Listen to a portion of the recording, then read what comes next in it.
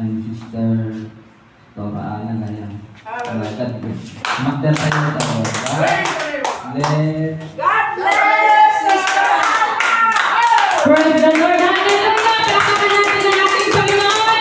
Isang malakas na palakpak sa Diyos ng buhay! Sa Diyos ng mga Diyos at ang hari ng mga hari! Ang Diyos na hindi nagkukulang at hindi nagkabago! Ang His name is Jesus! Hallelujah! Oh! Hallelujah! Hallelujah! Hallelujah! Blessed be the name of the Lord! Hallelujah! Blessed be the name of the Lord! So, sa walang pagtatagal mga kapatid, praise the Lord, dahil simula kanina, Ilocano kayo lahat mga kapatid, praise the Lord, ngayon mag-Tagalog muna tayo. Alam ko mga kapatid na naunawaan nyo, amen?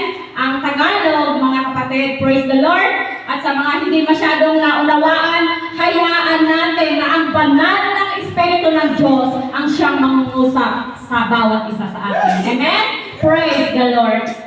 So, sa mayroon pong mga Biblia, mga kapatid, ating bubuksan ito in the book of Acts chapter 16, verses 25 to 26. Again, in the book of Acts chapter 16, verses 25 to 26. So, ang sabi dito mga kapatid, datapwat ng maghahating gabi na, si Pablo at si Silas ay nasipagpanalangin at nagsiawit ng mga himno sa Diyos at sila'y pinakikinggan ng mga bilanggo. 26. At kasing kaginasay, nagkaroon ng isang malakas na lindol. Ano pa nangangagsigo-uga ang mga patibayan ng bahay bilangguan. At pagdakay, nagsibukas ang lahat ng pinto at naglakas ang mga gapos ng bawat isa. Hallelujah! Oh, let's pray mga kapatid. Heavenly Father, Ikaw ang Diyos, hallelujah, na nandirito ngayon na aming pinupuri, sinasamba, dinadakila. Ikaw ang Diyos noon, Ikaw ang Diyos ngayon, at Ikaw ang Diyos magpakailanman. Maraming salamat at dakilang Diyos sa umagang ito na dinapumugad ang paan ng iyong mga anak sa iyong bahay panambahan upang marinig muli, O God, ang iyong mga salita, O Lord. Ito ay iyong basbasan, O God, at habang ako ay nagsasalita, O Lord God, sa kalagitnaan nila, O God, Ikaw ang patuloy na manguna at mangusap, patuloy mong buksan ang bawat puso, bawat makalangit na isipan ng iyong mga anak upang makapasok ang iyong banal na Espiritu sa bawat puso ng iyong mga anak, O God, at lubos maunawaan ang iyong mensahe sa umagang ito, Lord. Let your Holy Spirit speak unto us, O God, by the power of your name, O Lord Jesus, we claim the victory. In your name, Jesus, we pray. Hallelujah. Lahat mga kapatid, palakpakan natin ang ating Panginoon. Hallelujah. One more time. Malakas, pagsamba sa ating Diyos. Hallelujah. Oh, hallelujah. Hallelujah. Hallelujah. Hallelujah. One more time. Feel the presence of the Lord. Ay, sinabi ng ating Panginoon. Dalawang ang Lord na nakipagsipo sa kanyang pangalan. Siya ay naan natin. Hallelujah.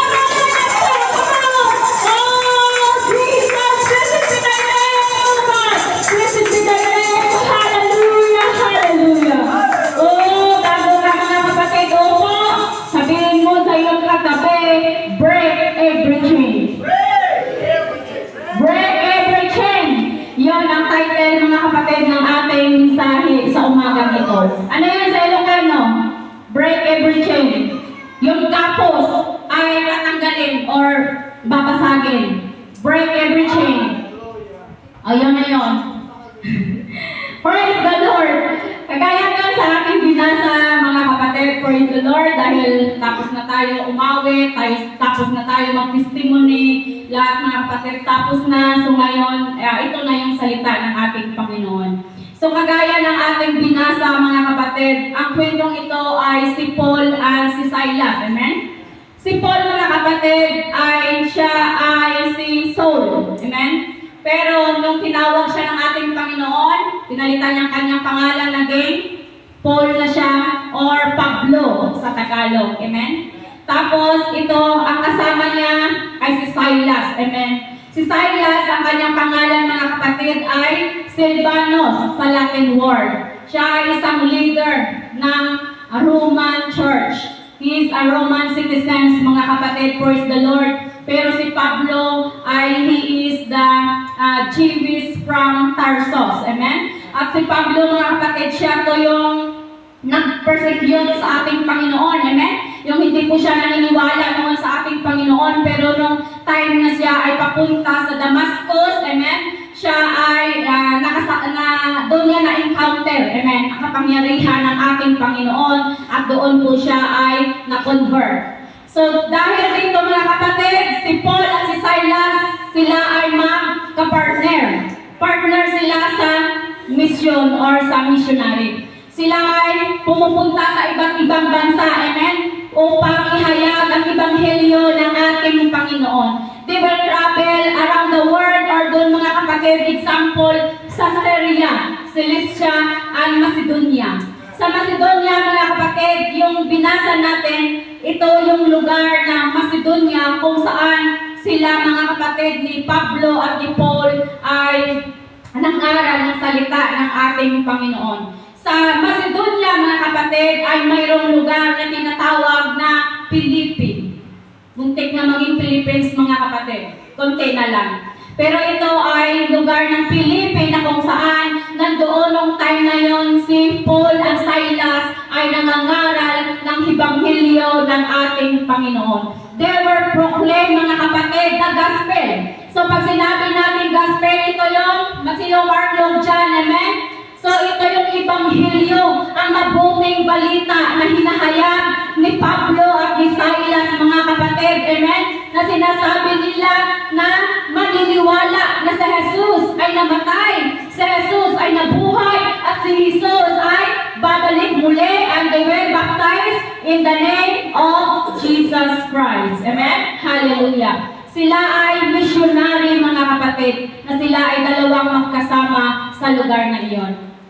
So bago yung verse na ito, mga kapatid, praise the Lord, sa ating binasa ng verse 25, so kung titingnan natin dito sa verse 16, amen, praise the Lord. Dito sa verse 16, mga kapatid, habang si Pablo at si Silas ay naglalakad, mga kapatid, patungo sa prayers, sa isang panangalanginan, mga kapatid, ay sinusundan sila ng isang babae na damsel. Sa Bible, pag sinabing damsel, mga kapatid, ito ay isang dalagang babae, amen?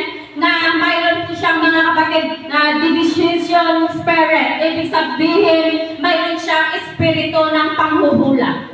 Ang babae ito ay nakakaalam, amen? Nahuhulaan niya yung mga nangyayari. Kaya sunod siya ng sunod sa kay Pablo, sa kay Silas, mga kapatid, habang mga ilang araw na siya pa rin ay sumusunod at sumisigaw na ang mga taong ito ay ang alipin ng Diyos na naghahayag, hallelujah, ng kanyang mga salita patungo sa kaligtasan.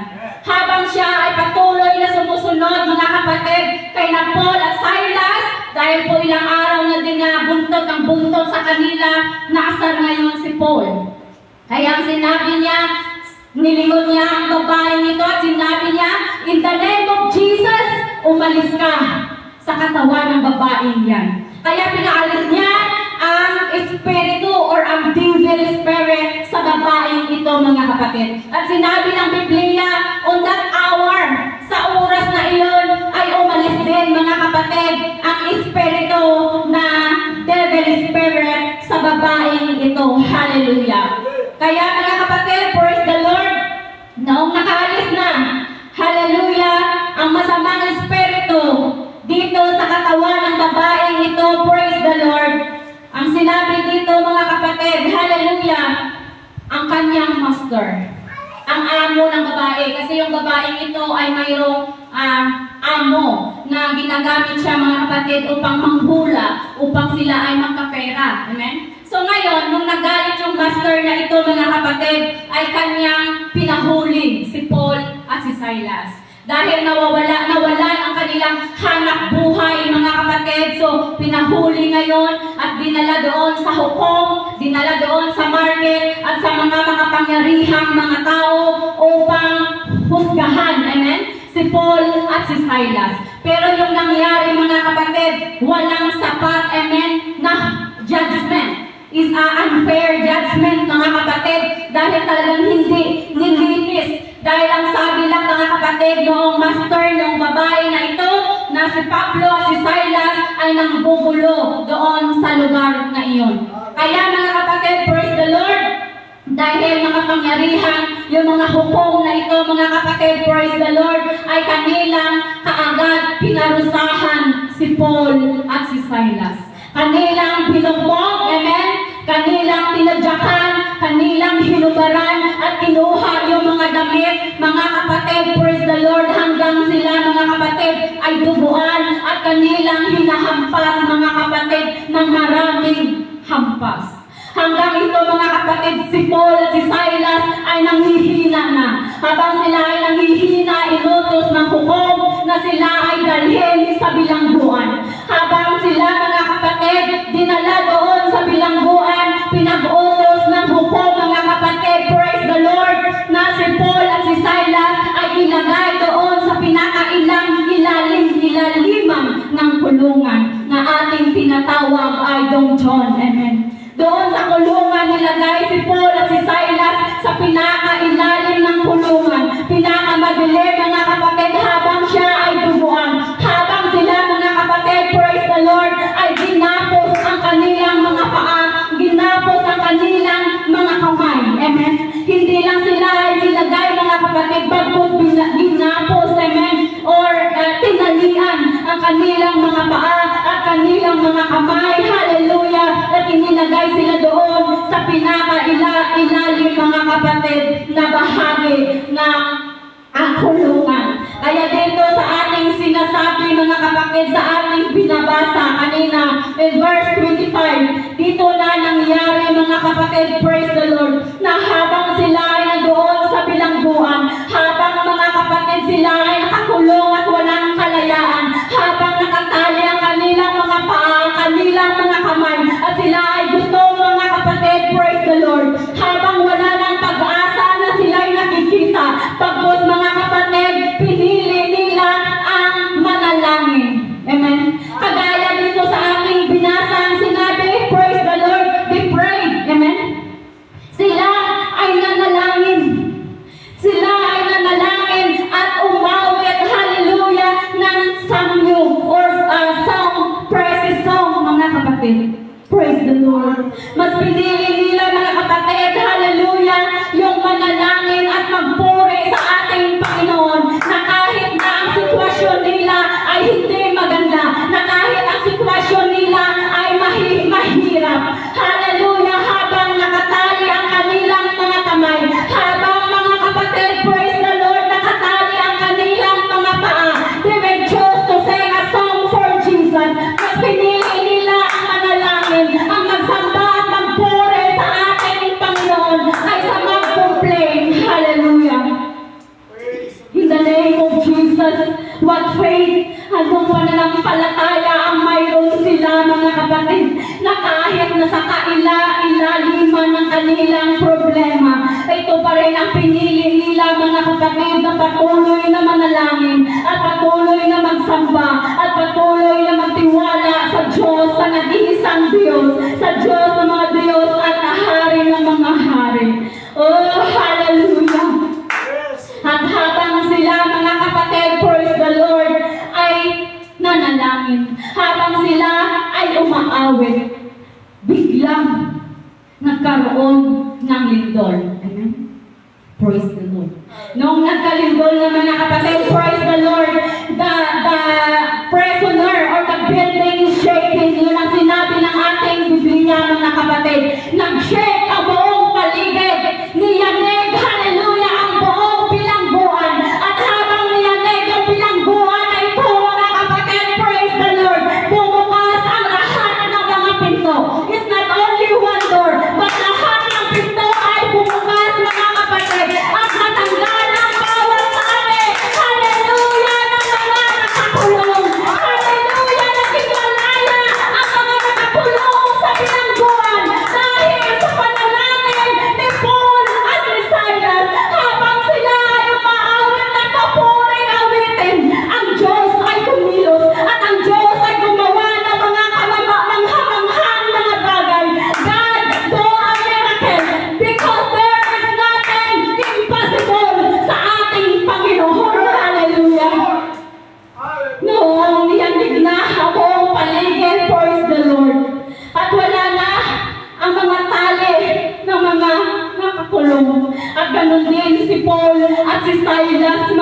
kapatid, praise the Lord. Hallelujah, they break every chain. Pinasag nila ang bawat tali dahil lang sa panalangin, dahil lang sa papuring awitin. Hallelujah. Oh, blessed be the name of the Lord.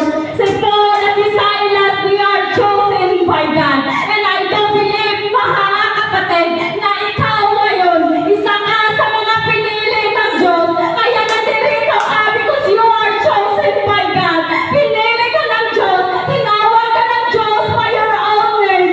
Tinawag ng Diyos ang iyong pangalan upang isa ka sa manalangin, upang isa ka sa magsamba at magpuri sa Diyos, upang isa ka, hallelujah, na patuloy na maglingkod sa ating Panginoon.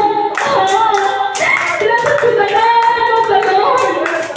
I don't know, hindi ko alam ang sitwasyon mo ngayon, mga kapatid.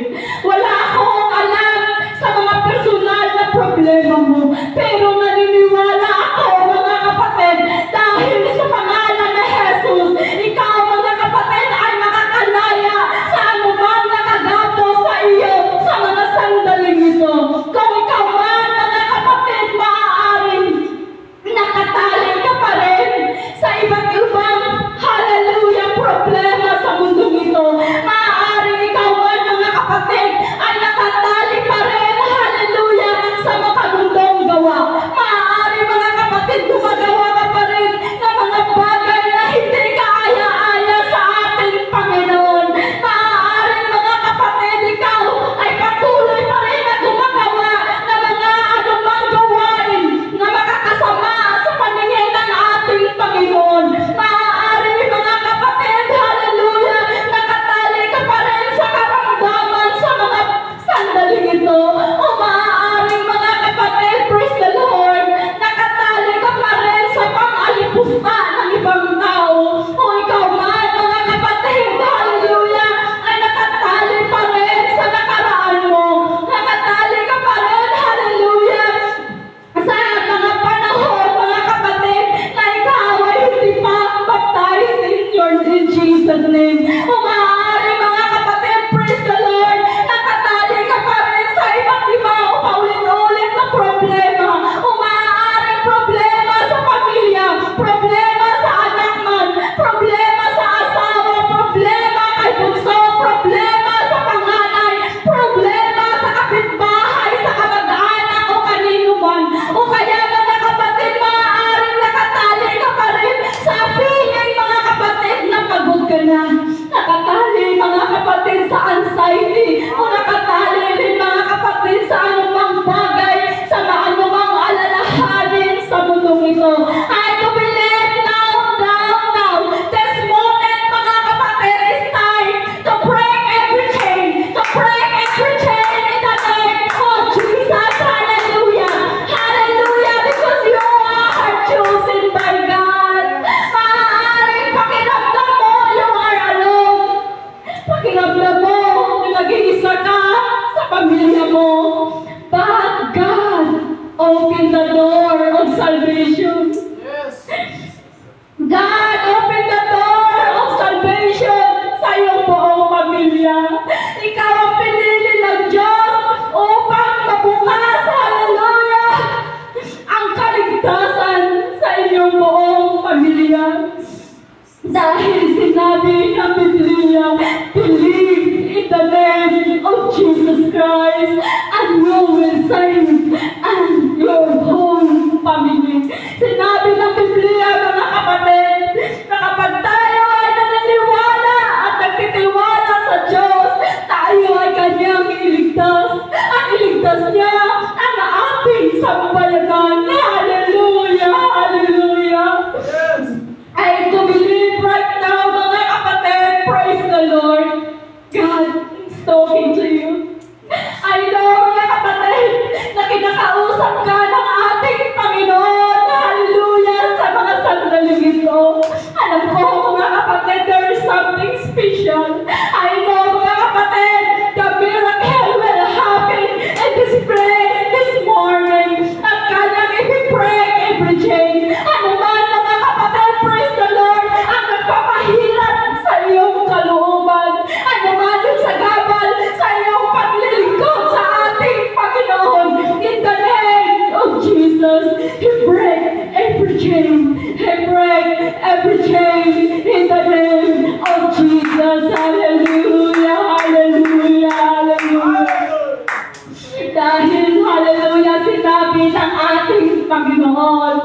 the book of Jeremiah 33:3. Call unto me and I will answer thee and show you a great and mighty things that you do not know. Tumawag ka sa akin at ako'y sasagot sa iyo at ipapakita ko sa iyo ang mga kamanghamanghang mga bagay na hindi mo pa nalalaman. Kaya ang sabi ng ating Panginoon, tumawag ka and we call upon the name of the Lord by prayer. Hallelujah! Kagaya ni Paul at ni Silas. Nung time na wala ng pag-asa, yung mga time na nanghihina na sila physically at ko sa kanilang spiritual mga kapatid ay patuloy na sumasamba sa ating Panginoon. Right now, if you feel weak, kapag naramdaman mo na nanghihina ka na, just call upon the name of the Lord. Si Paul at si Silas, there are two people only. Dalawa lang sila mga kapatid na nanalangin. Dalawa lang sila na nagpupuri at umawit sa ating Panginoon. Pero ang Diyos ay gumawa ng milagro sa kalagitnaan nila mga kapatid. I do believe, hallelujah now, we are more than two, we are more than four, we are more than 10 mga kapatid. And I do believe God will do the same because we serve the same God. Ang Diyos, hallelujah, ni Pablo, ang Diyos ni Silas, at ang Diyos natin mga kapatid ay nag-iisang Diyos. Kung gumawa siya ng milagro noon, I do believe gagawa siya ng milagro ngayon. Hallelujah!